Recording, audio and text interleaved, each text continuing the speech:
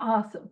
All right. So where we're going to pick up is on page 58, and we're kicking off the chapter, How It Works.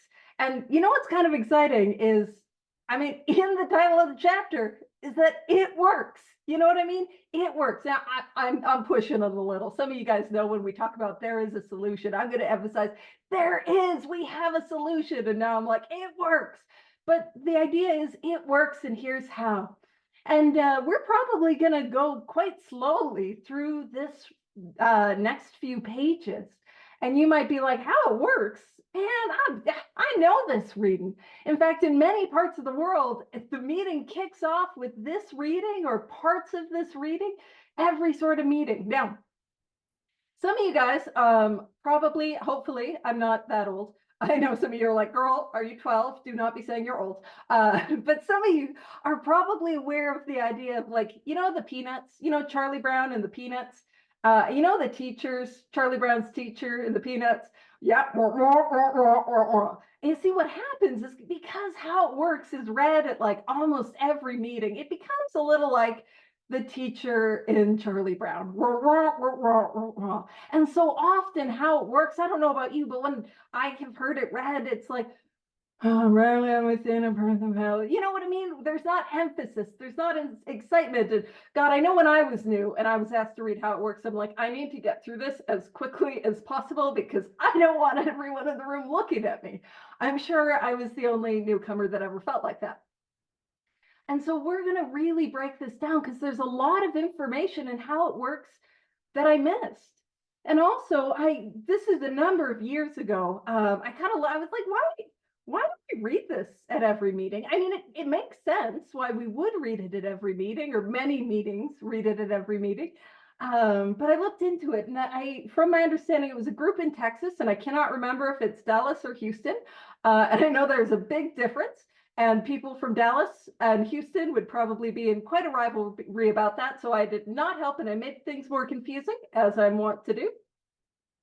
And but the idea was, it was a group that was kind of away from the main groups of Akron, Ohio, and New York City, and didn't know how to start a meeting or have some of these meeting conventions. And they settled on this, and that's how often, you know, some new ideas get you know, grow in AA culture, 12-step culture. And it's just something that now has become really customary in so many parts of the world. So let's rock and roll How It Works.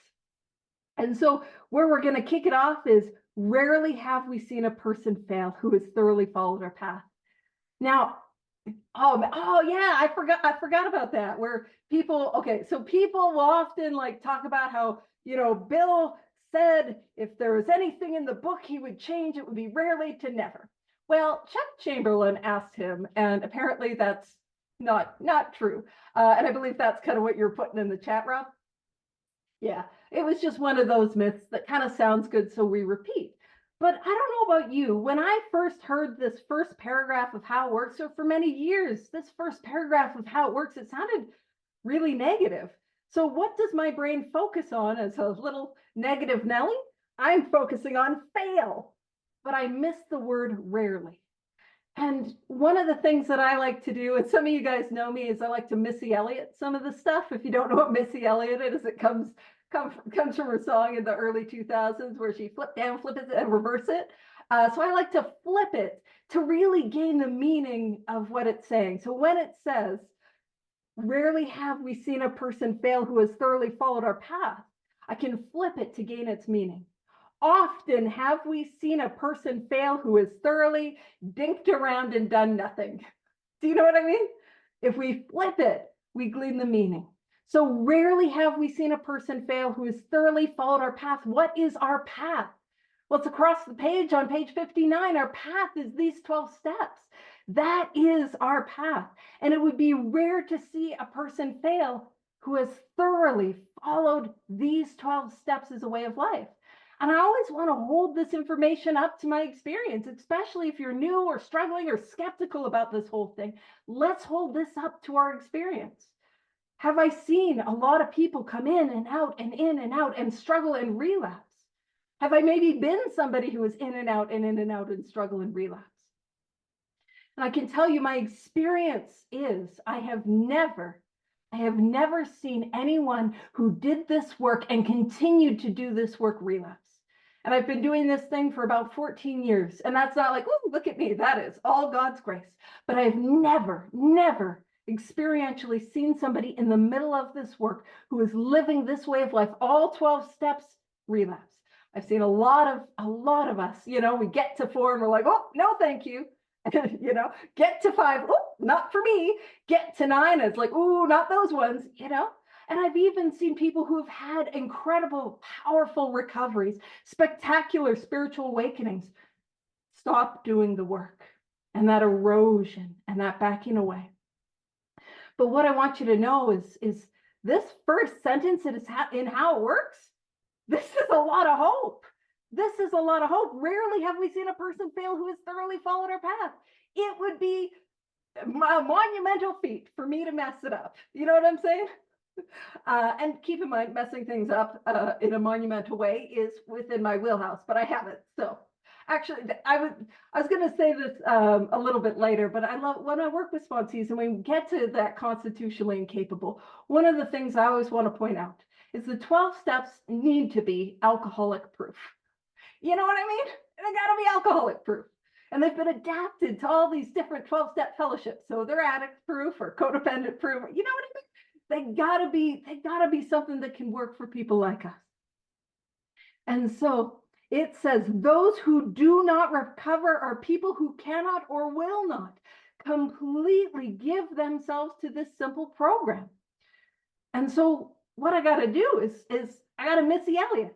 So those who do recover are people who can and will completely give themselves to the simple program. So again, what is the simple program? These 12 steps. So for me to recover, for me to live in that place of grace where the mental obsession is removed, all that is asked of me is to completely give myself to the best of my ability to these 12 steps as a way of life.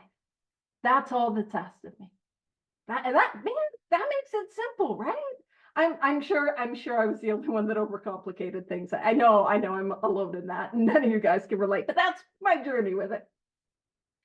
And then it goes on, so those who do not recover, people who cannot or will not completely give themselves to the simple program, I can ask myself, am I willing to give myself to the simple program? Am I willing to take these actions regardless of how I feel about them or think about them or whether I think they'll work for me? Am I willing to just overcome that fear, push that through that fear, or even not just do it anyways? Can I do that? If that's me, I can recover. And it says usually men and women who are constitutionally incapable of being honest with themselves. And as Rob put in the chat, that constitutionally by their basic nature.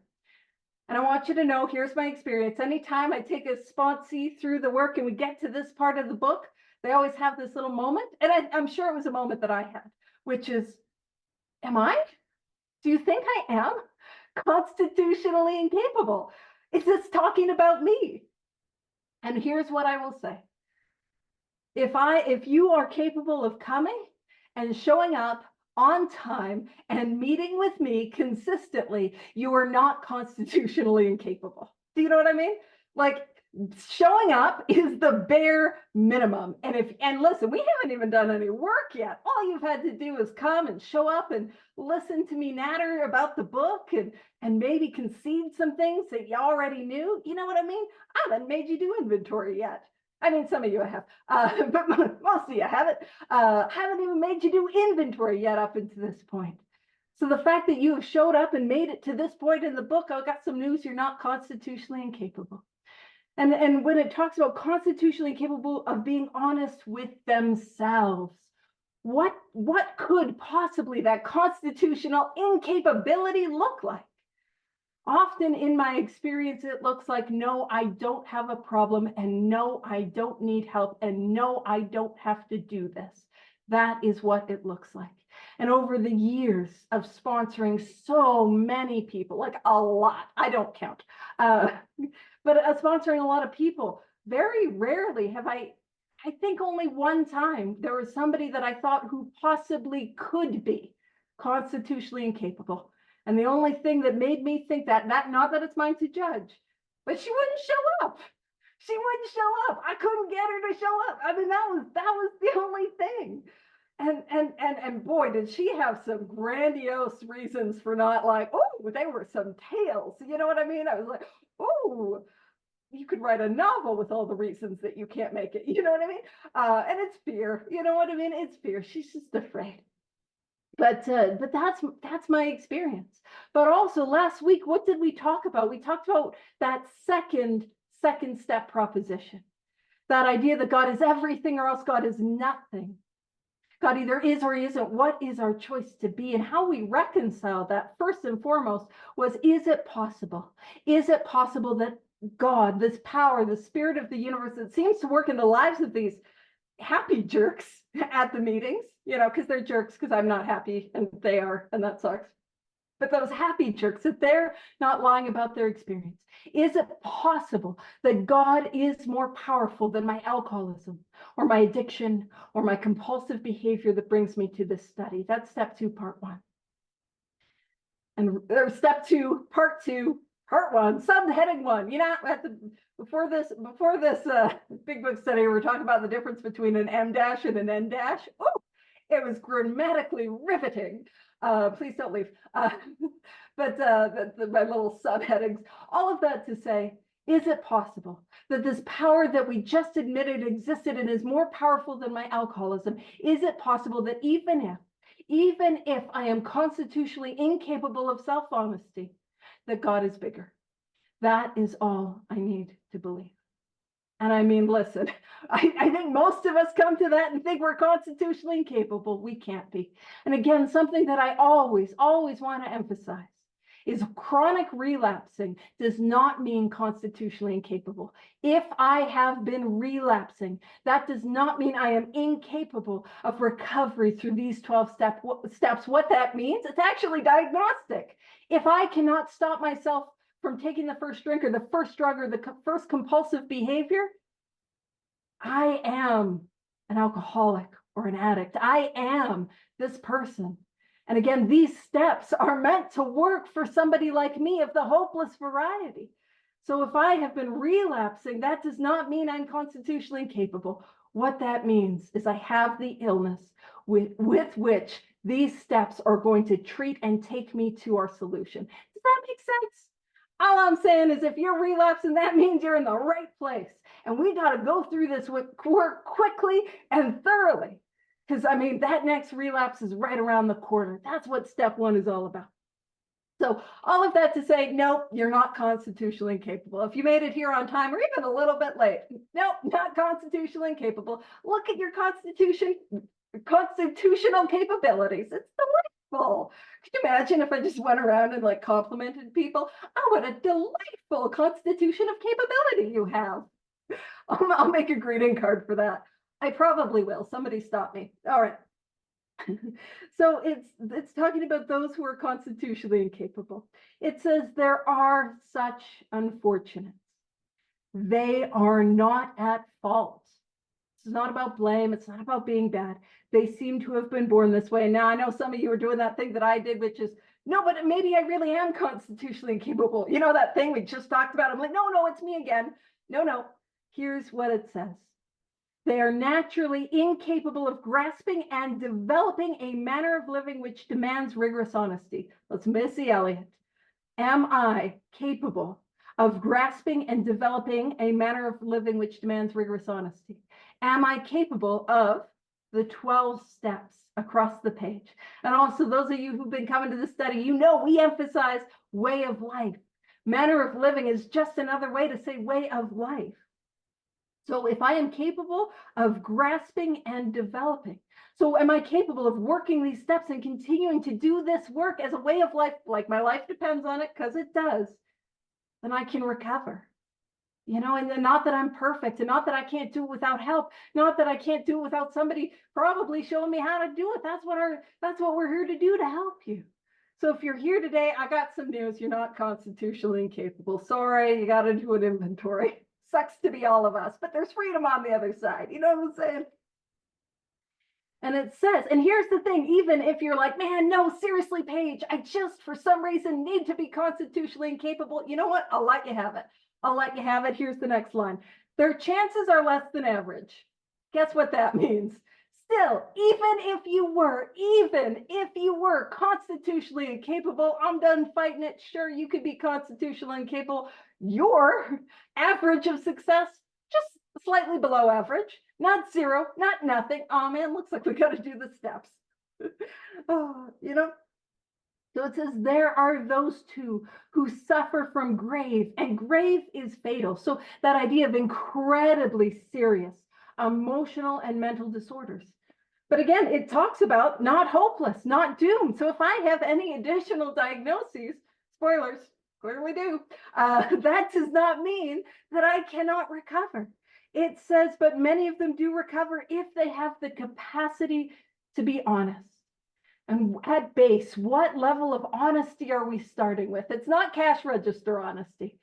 What we are starting with is the honesty that I can't do this on my own, that I need help, that I have this problem, that level of honesty. From there, that honesty will grow, and we will have depths of honesty that we never thought possible. And yeah, like Scott put in the chat, I never told the truth about me to anyone when in psych wards, rehabs, hospitals, police cells, anywhere. I couldn't tell the truth to myself. I was institutionally incapable as well as constitutionally incapable. Yeah, I have ended, I'm sure I'm the only one who has ended up, behind locked bars in a hospital where you're, oopsie doopsies, I was a little too honest, and now I am on a hold until they say I can leave. And then you continue after that experience, you're like, no, I will lie about everything. Don't do that. That's not advice. I'm just my experience trying to navigate the hospital system. Anywho, but we do recover if we have the capacity to be honest. And all we're starting with is that honesty that I need help. And from there, it can and it will grow. It goes on to say our stories, and the stories that it's initially referring to is the stories that are found subsequent to, like, following the first 164. But also, I believe that's our stories. When we show up and we do a share, when we show up and do an experience, strength, and hope, our stories. What am I called to do? Disclose in a general way what we used to be like, what happened, and what we are like now. And so what did I used to be like? What is that? What would I spend that time discussing? Well, I think it's probably most important and most effective for me to discuss my experience with this illness. What I used to be like with the physical allergy, that lack of control once I started, my experience with that mental obsession. When I would come to and say, I'm never going to do it again. And man, I would do it again and again and again. That experience. And then, and again, it's not what it was like. Now, there's a point in how it works where I'm going to be super de-duper pedantic. I'm going to be all the way pedantic. Oh, and pedantic is when you're really fixated on details that don't make that much difference, but you're really focused on them. Anyways, it's what we were like, not what it was like. And then it said, what happened? Well, what happened? What happened to me? It's not, in my experience, it's not the hitting bottom. What happened is the 12 steps that produced the spiritual awakening. That's what happened. And then to share about what I am like now, what we are like now, my experience living this way of life as I continue to grow that spiritual awakening, which if that's a really good formula for doing a lead share. No more than a third on, the problem, and then, maybe spending about a third talking about the 12 steps, spiritual awakening, and getting current about where we're at. Now, I'm not going to tell you how to share. All I'm saying is, I think we all been in one of those speaker meetings where internally we're like, get sober, get sober, get sober, get sober. You know what I mean? You're like 30 minutes into a 40-minute talk and you're like, come on. I'm just joking. I'm sure I've done this, but that, like, are you sober now? Let's get sober. I'm just kidding. But I want to share my experience, not just with this illness, but I want to share my experience with these 12 steps and the experience with the solution. And it's so important for me to get current. So, and now this is some bad news, because this is a question that is pointed directly at us, directly at me, that I got to answer. It says, if you have decided you want what we have and are willing to go to any lengths to get it. Now is when I got to stop. I got to see, do I want what you have? That's first and foremost. And it might be like, no, girl, I don't want what you have. But what do we have? What do we have in the rooms of 12 steps? And don't base it just off me. Please don't. But what we have in the rooms of 12 steps is permanent, contented sobriety. We have a way of life that is incredibly more wonderful as time passes. That's what we've got. Do you want that? Do you want that? You don't have to. It's really, we're not going to chase you down. I'm not going to chase you down. I don't do a lot of chasing, especially if it's up or downstairs. We're talking about that before the meeting. Listen, if trouble's up a flight of stairs, I'm nowhere near it. But we're not going to, if you want it, it's here. Now, this is the second question. It says, if you want what we have and are willing to go to any lengths to get it. Am I willing to go to any lengths? And if you're like, man, what sort of any lengths could that possibly look like? Again, just a small spoiler. If you just take a gander over on page 59, that'll give you an idea of what the any lengths that we're asked to do. These 12 steps, these 12 directions, that's what it is. That's what I'm called to do. Am I willing to go to that length? And you know, the most incredible thing is this question is mirrored. It's mirrored in different parts of the book. It talks about that actually in More About Alcoholism. They asked our friend Fred if he was willing to go to any lengths. And we'll see that this question, it suggests that we, as those who are approaching the newcomer, we ask the newcomer or their family if they're willing to quit for good and willing to go to any extreme to do so. This idea of asking, do you want this thing? And are you willing to go to any lengths? Is a direction that we're going to see throughout this book and a lot in the chapters that are directed to working with others. So that's just an exciting cliffhanger, or, stay tuned for the thrilling conclusion of Two Employers. I know we'll get there. We're not there yet. And if I can say, yes, I've decided I want what you guys have, and I'm willing to go to any lengths. And then we've got an M dash. We'll talk about the difference. I don't talk about the difference later on. It says, then you are ready to take certain steps. The 12 steps right across the page. That's what I'm willing to do. And also, you know what's an annoying thing is we're going to get into that chapter more about alcoholism, and we're going to laser beam into steps 8 and 9. And what it's going to say is like, hey, remember at the beginning, you agreed to go to any lengths. Us agreeing, that's going to bite us in the butt in just a couple steps here, not very long. So I always make a note of that. And then it goes on to say, so I'm willing to do these steps. It says, at some of these we balked. And the word balk, what that means is to begin to do something and then to stop. Yeah, what Rob has in the chat, stop short of completion. Tried to avoid, resisted, hesitated. And at this big book study, we often reference sports. Go sports! So for those of you who are here for the sports, to balk is a baseball term. And so in baseball, if I was the pitcher and I was throwing the ball, now I've got to throw the ball to the batter in one continuous motion. And if I start to make a motion to throw the ball, but I suddenly stop, that is called a balk. And then the batter gets to walk to first base for free. And another sports.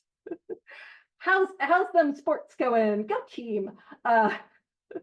I'm not going to reference the football because I feel like there's probably been some heartbreak in the room. So I'm not mentioning the football, but we can mention the baseball because, we had some breaks since the World Series, and hopefully hearts aren't broken and sweet affection instead because of the sports.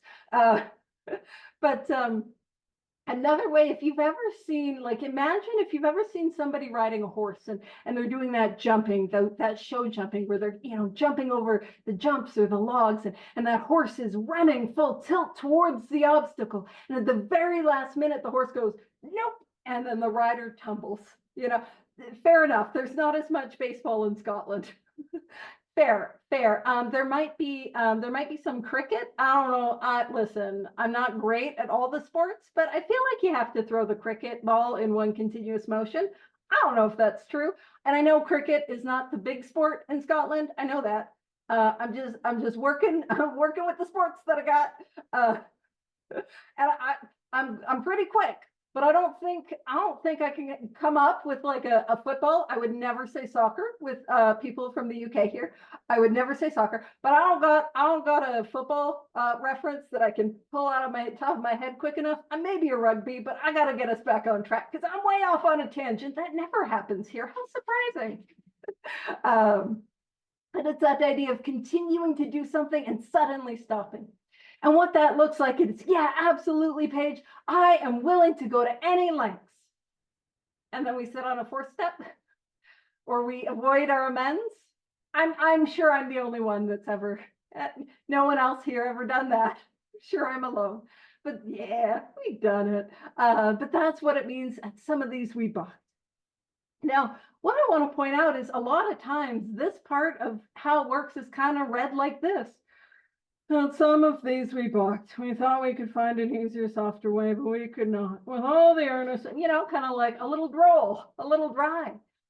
But the language that's being used in this paragraph is actually quite strong.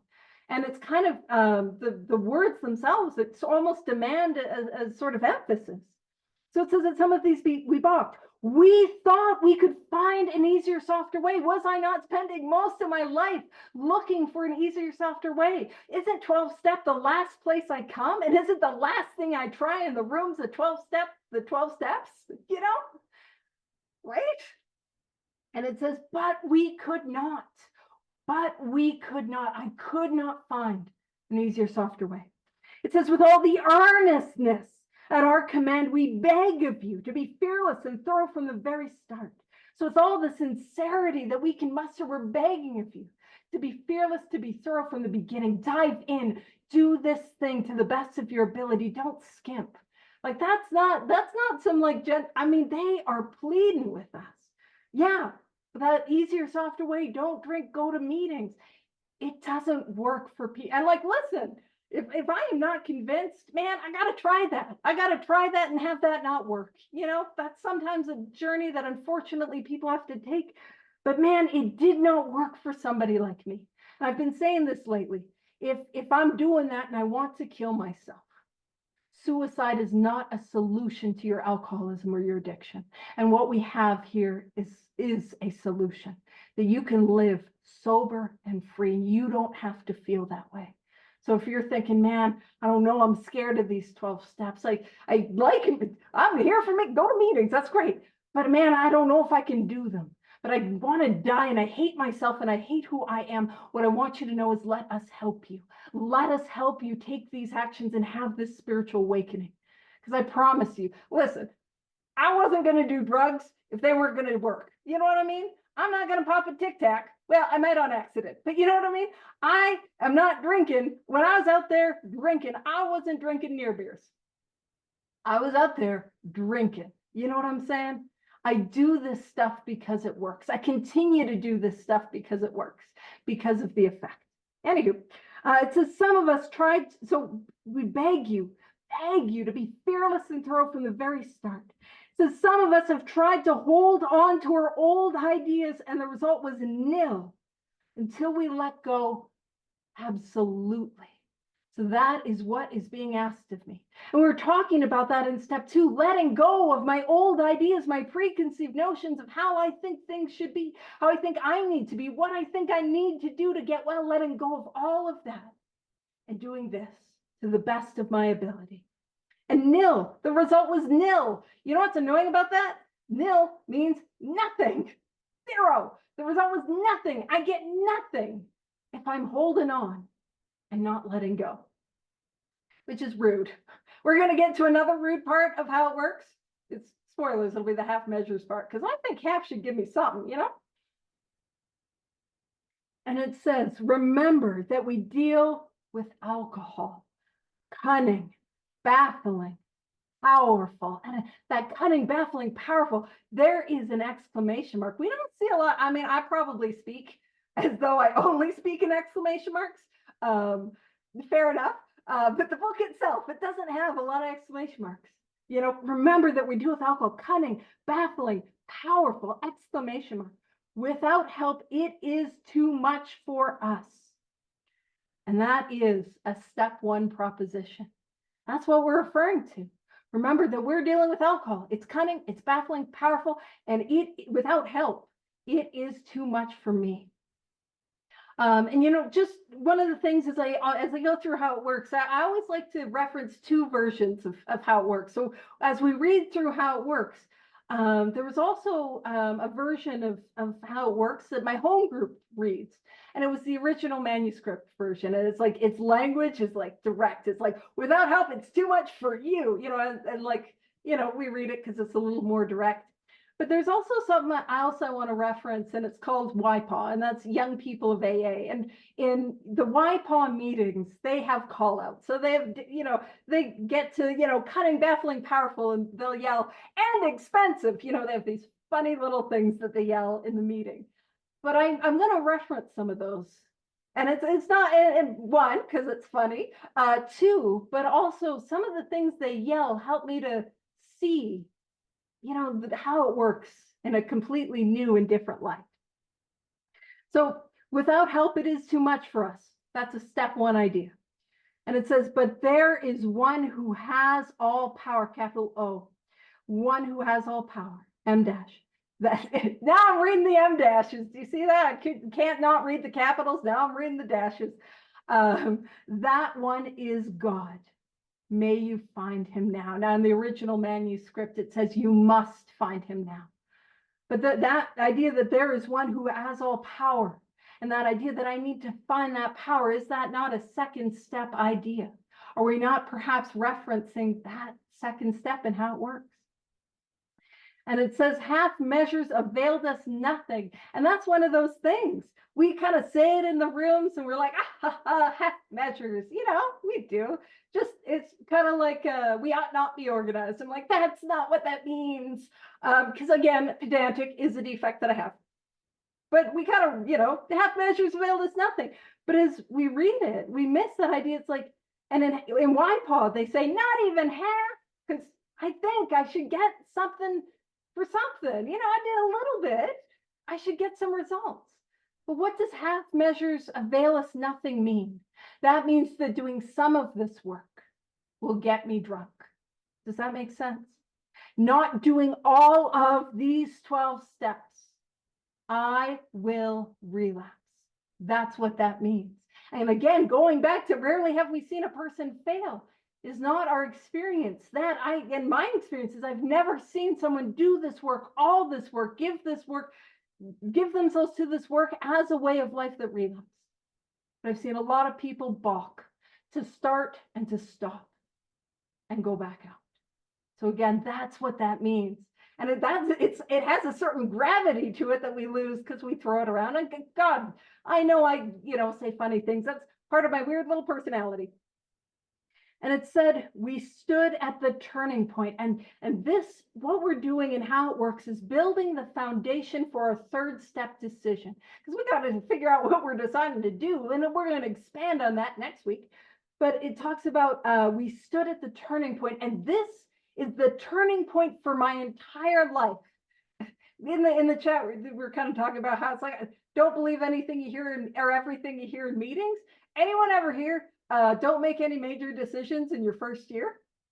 I mean, that third step's kind of a big one. I'll just point that out. Now, just again, me using my Humes. The Humes.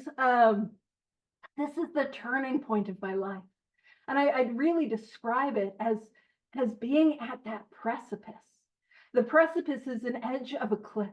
And imagine that my alcoholism or my addiction or my compulsive behavior is like an animal that's been charging me down, and I'm running, and I am out of leg room. You know what I mean? And I'm at the edge of this cliff, and all that is left of me is to leap. And I've got to leap, and I've got to do that with complete abandon. That's what's being asked of me. And if I am sufficiently convinced of my step one, that I am going to drink again, that leap makes sense. Because I got, there's nothing for me running towards the bear. You know what I'm saying? And I take that leap of faith. And I wasn't planning on telling them this story, but this is something that I find really illustrative of the third step. And, one of the gifts of sobriety is that I have my niece and my nephew in my life, and they've never seen me drink. They've never seen me use, and I get to watch, and I've gotten to watch them grow up. They're in their teens. And, when they were both toddlers, they would do this thing that toddlers do. And I'm sure, again, I know like the parents are like, oh yes, we know.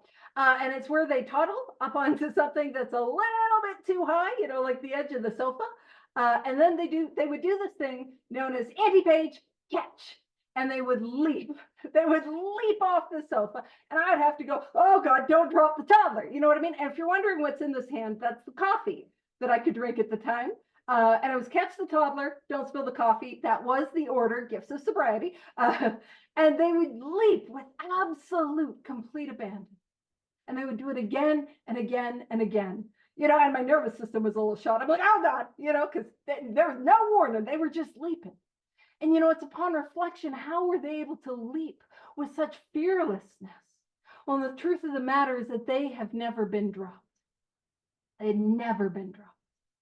And you see, when I'm at this third step, I don't know who is going to catch me as I go to make this third step decision. But my experience is I've never been dropped. And we're going to read that the third step is to make a decision to turn our will over to the lives of the care of God. And if you're wondering, how do I know if God could possibly care for me? How do I know if God could possibly catch me? What we can do is we can look at the promises that are strewn all throughout this book. And anytime I read a promise, but deeper than that, anytime and every time I experience a promise, that becomes evidence of God's care. Now, at this point in the steps, I'm standing at the precipice. I'm looking and I'm scared. I don't know. And it feels like a leap of faith. But all I have to do is trust that everyone else in this room has been caught when they have taken that leap of faith. And that maybe I will be too.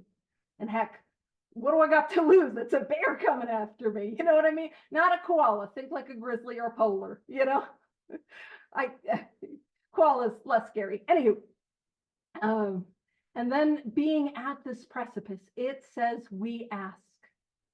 And anytime in this book it says we ask, what is that? That is a prayer. Y'all know there's a sneaky prayer and how it works.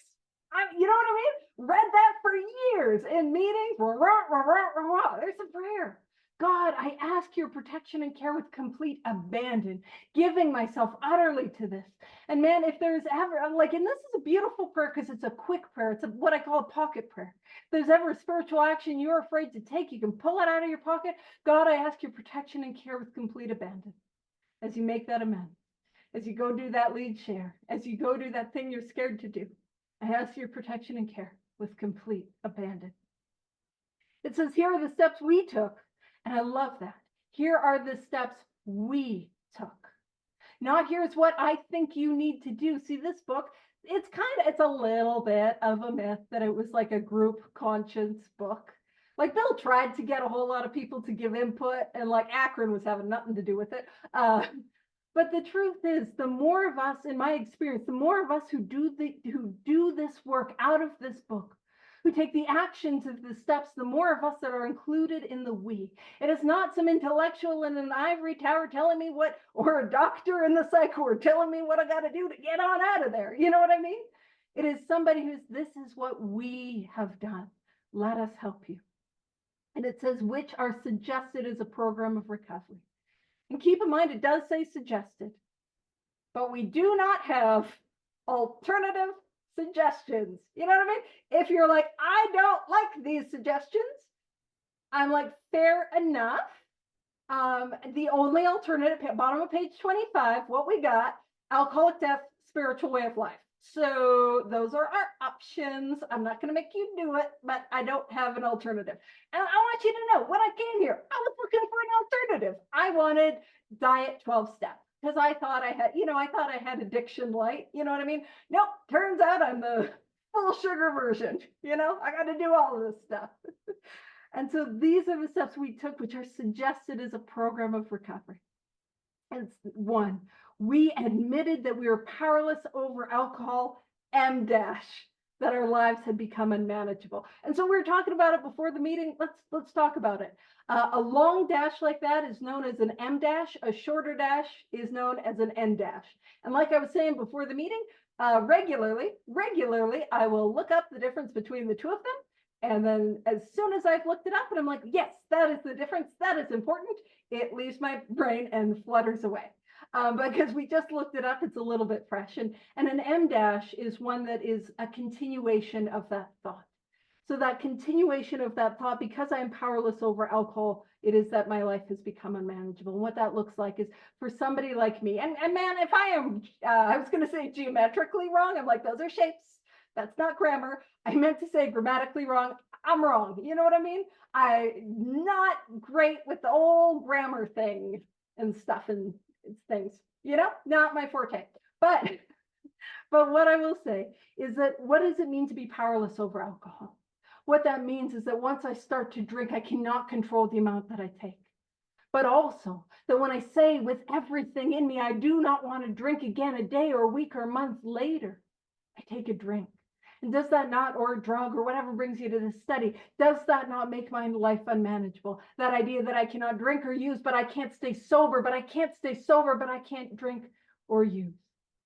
And then step two, it said came to believe that a power, not in a power, that a, and capital P, power. I don't got to believe in it. I just got to believe that it exists, that a power could restore us.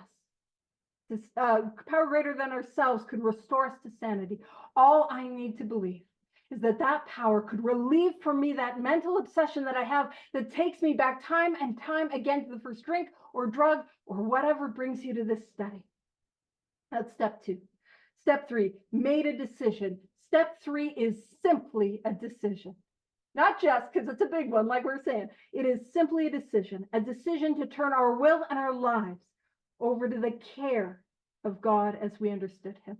Now keep in mind at this point, I don't know my will and my life will be cared for, but I don't think we use that word care by accident.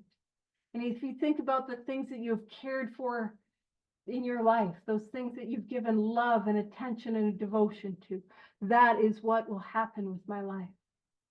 And again, the promises become evidence of it.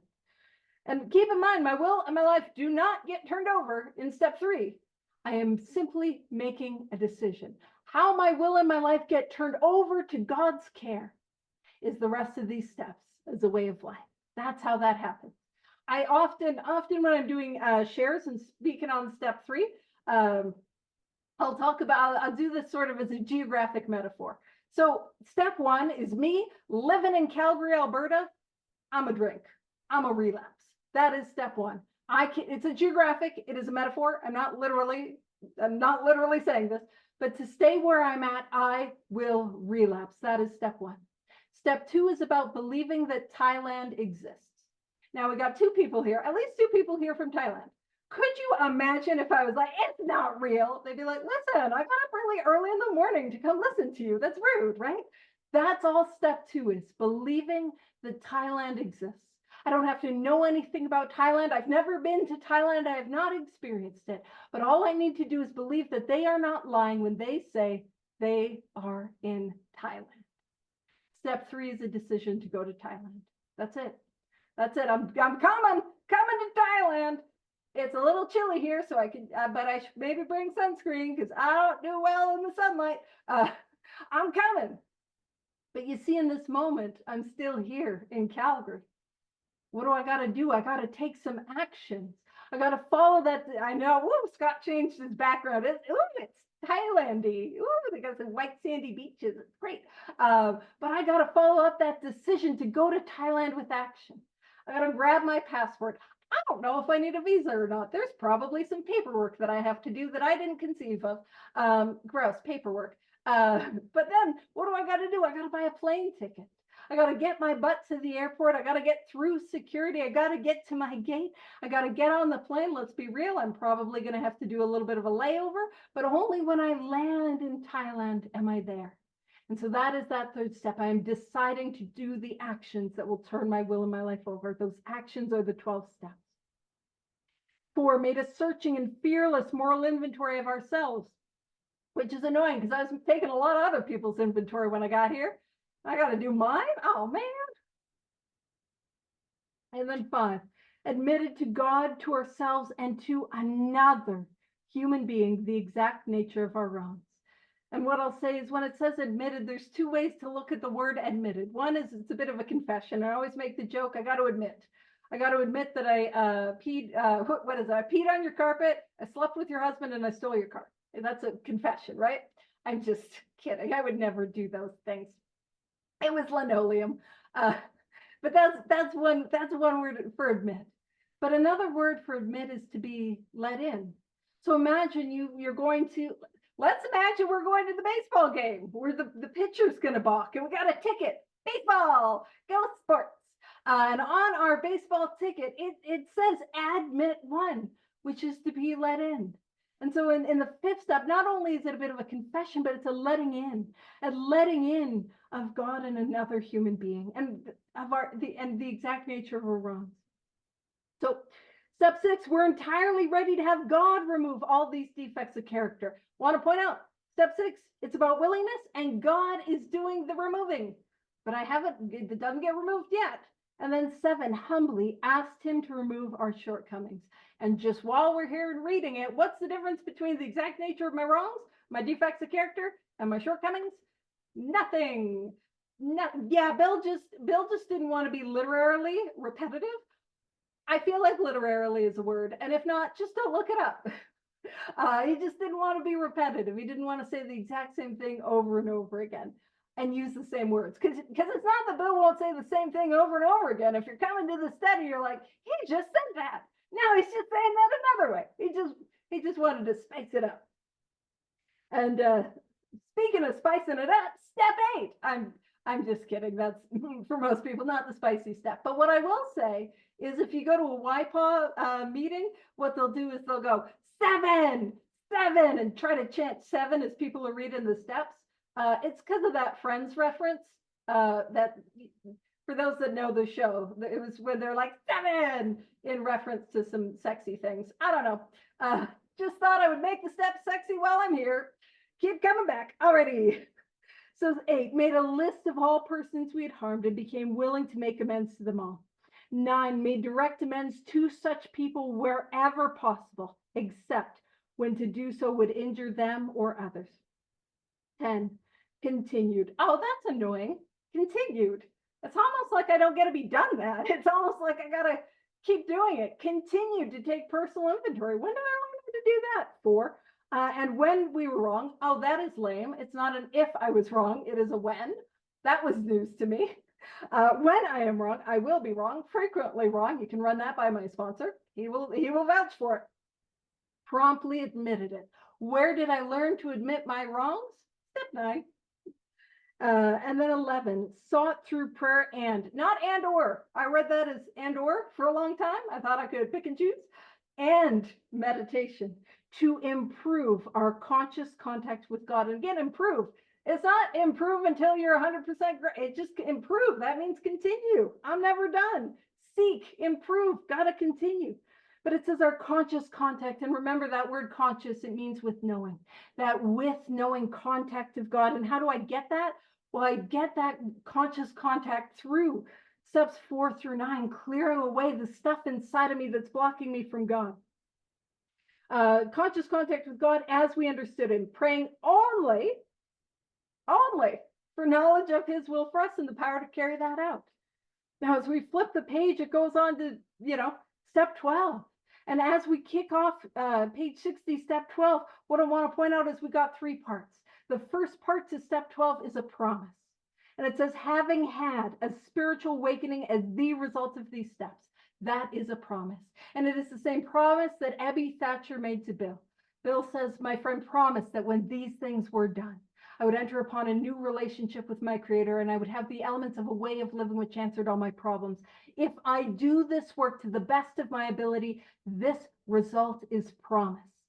So having had a spiritual awakening as the result of these steps, That's step 12, part 1. Step 12, part 2. We tried to carry this message to alcoholics. This message. Step 12, part 3. And to practice these principles in all our affairs. Which is not, what we exclaim is what in order. We do not exclaim, we have affairs? No, that's not what we're talking about. What that means is the actions of these 12 steps. I practice them in every and all areas of my life. Does that make sense? Not we have affairs, because then there's more amends to make and a whole lot of inventory to write. You know what I'm saying? All righty. So it says, many of us exclaimed, what an order! I cannot go through with it. And I love in YPA because they'll chant, I'm so discouraged, followed by not be discouraged. Okay, whew, there's the book meeting me where I'm at. No one among us has been able to maintain anything like perfect adherence to these principles. So nobody has been able to perfectly 100% of time follow these principles. And of course, in YPA, what they'll chant is, but we're saints. And then we read, we are not saints. And you know, I used to joke with, sometimes I would have sponsees that would say nice things to me. God, I make that sound so drearily. Like years ago, I would have a sponsee that might be nice. That's not what I'm trying to say. But years ago, I used to joke like, oh, you know, put me in a dollar store candle when people would say nice things. You know, that idea of like, oh, I'm a saint, but like very sarcastic. But I was doing a very serious meditation, and something that came to mind in that meditation was not that I wanted to live my life as if I were a saint. What I wanted to do was live my life in such a way that the people that I worked, the people that I helped, that they could be saints of their own lives. And there's this author, Thomas Merton, and he talks about how being a saint is being the truest version of yourself, who God has truly called you to be. And so it's a silly little thing, and I may or may not have a dollar store candle that a sponsee got me. May or may not. I cannot confirm nor deny. But what I will say is that I do want to live my life so that those that I am able to help and come into contact with get to be the truest versions of themselves. And it says, the point is we are willing to grow along spiritual lines. That is what I am called to do, that continual growth. I am called to grow. The principles, those are the 12 steps, the actions of the steps. Now that's the track or the tack that I take. The principles for me are not these nebulous concepts or ideas. They are the concrete actions of the steps. Because I don't know how to practice hope, but I know how to practice, is God bigger than this? I don't know how to practice not being a resentful jerk face, but I know how to take inventory and find where I was the jerk face. Anywho. And it says, the principles we have set down are guides to progress, and to progress is to continue to grow. It says we claim spiritual progress rather than spiritual perfection. And man, that is a line that gets misquoted. I know it says progress, not perfection in the 12 and 12, but in the big book, it says spiritual progress rather than spiritual perfection. Now, I'm going to be pedantic. We're going to pedantic it up. And it's important. Because what matters is how I am growing spiritually. So often do we confuse material progress with spiritual growth? You know that idea, it's progress, not, well, I'm progressing. I got the job back. I got the relationship back. I got a car. I got some food in my belly and money in my pockets. I'm progressing. But that's not the progress we're talking about. How am I growing? How am I progressing spiritually? That is what matters. So often, it is easy to confuse the gifts of sobriety with sobriety itself. You know what I mean? And it's interesting when it says spiritual perfection. In religious circles, a state of perfection would be that without sin. I know that word has some language, toss out sin, throw in defect of character. We see quite clearly, I cannot be without those defects. I mean, I strive towards it, but quite regularly I will fall short. So it says our description of the alcoholic and the chapter to the agnostic. So our description of the alcoholic, the chapter to the agnostic, and our personal adventures before and after. By the way, only an alcoholic would call them adventures. And probably when I'm trying to minimize the impact of my alcoholism to my loved one, not dying of alcoholism and untreated addiction. I'm going on an adventure, you know. But our experiences, that's what it's saying. And that idea of I've got to relate what the book is saying with my personal experiences. That's the serious part of it. Make clear 3 pertinent ideas. A, that we are alcoholic and could not manage our own life. That's a step 1 proposition, that I have this illness and I cannot manage my life.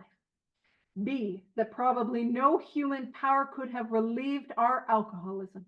That is also a step 1 proposition. Because if a human power could, girl, a human power would. I would have, you know what I mean? I would have found it. I wouldn't have to do that, right? I would not be hopeless. I would not be powerless. And this C, that God could and would if he were sought. That's a step 2 proposition. But what is asked of me to seek? And we know that to be true because the next line is going to say, being convinced, we're at step 3. Now, I referenced the original manuscript, but in the original manuscript of how it works, they go on, and they're real direct, but they go on to say, if you're not convinced of these 3 points, you ought to reread the book again to this point or throw it away. Which is a little aggressive, so we don't read that in this book, and that's probably why they took it out. But it is important that I can see that that is my experience. So I cut it a little close, but we're right at the hour. So that's a great place. I know. I'm surprised when I end on time, which happens every week, but it still shocks me. Anywho, I'll stop the recording. We'll wrap it up with a prayer, and we'll dive into step 3 next week. And thank you all for coming.